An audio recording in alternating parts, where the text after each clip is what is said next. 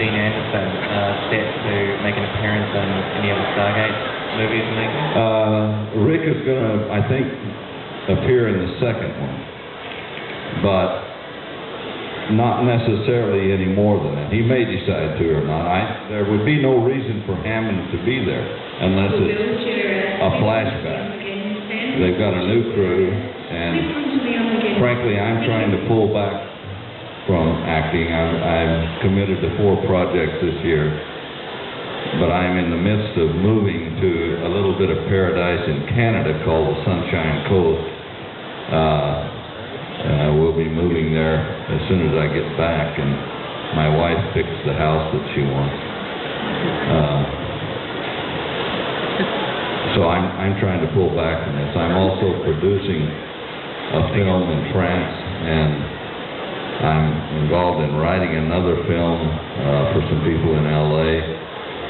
There's only so many hours in the day, and I'm too old to waste all of them looking for new work.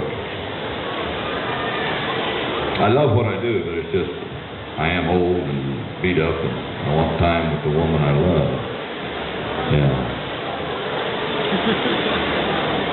What's your favorite episode of Stargate? Heroes.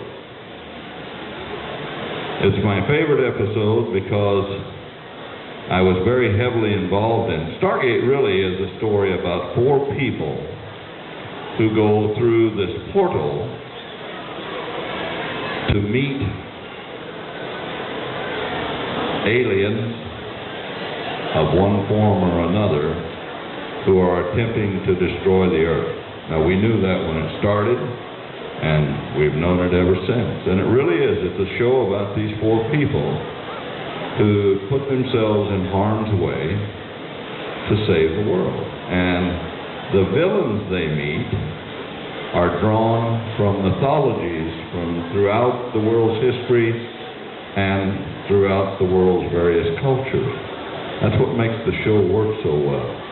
It's what all the great writers throughout history have done. It's what Shakespeare did. It's what the Greeks did. It's what the great Russian playwrights did. They looked back at the mythology of their own people, and they wrote plays and books based on those mythologies. And that's what Stargate did. That's what its spine was. But in those books, you have to have a protagonist or a group of protagonists that do battle with antagonists. And in Stargate, the protagonists are SG-1. These 4 people. There are other people that come to their aid, but basically it's a story of those people. Everyone working on it went into it knowing that. Heroes happened to be an episode because of the wisdom of this wonderful network called Sci-Fi Network. It's about as wonderful as washing your hands in a urinal, but when they bought the show from Showcase, they decided that someone had to go. One of the regulars had to go. And I was quite willing to go because I was already having some health problems by then. But someone in their infinite wisdom decided that one of my favorite people in the world had to be one of the ones that went. And that was Terrell Rothery, who played Dr. Fraser. And Heroes is a 2-part episode about her death. And in that way, it was my least favorite episode, because none of us made it through that episode without at some point breaking down, because we loved this person so much that played this character, and we knew that she wasn't going to be back. And it was because some idiot bean counter who didn't know his ass from the hole in the ground decided that, hey, it'll be exciting and we'll get more people if one of the regulars gets killed. Life is full of people like that. The thing that makes it my favorite episode is that I got to work with some actors that I really admired that came in as guest stars. And I got to do a lot of very dramatic scenes with him. Saul Rubinek and Robert Picardo.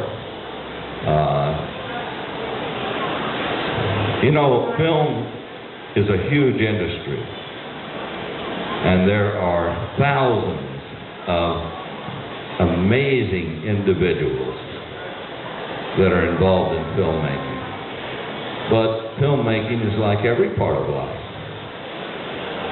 Those amazing individuals are standouts from the rest of us who are just kind of normal individuals. And to get to work with the really amazing people is like having sex with a beautiful partner. It really is. It lets you experience something that most people go through a lifetime without really experiencing. Experiencing a high that an addict would take a drug for. It's not a drug. It's just being in the company of someone that is so special, you spend the rest of your life remembering that incident. I came from a little town, the Ozark Mountains, in the middle of the United States, a little town called Aurora, Missouri. And the Ozark Mountains is hill country, and it's a very insulated place. And the world at large basically knows it from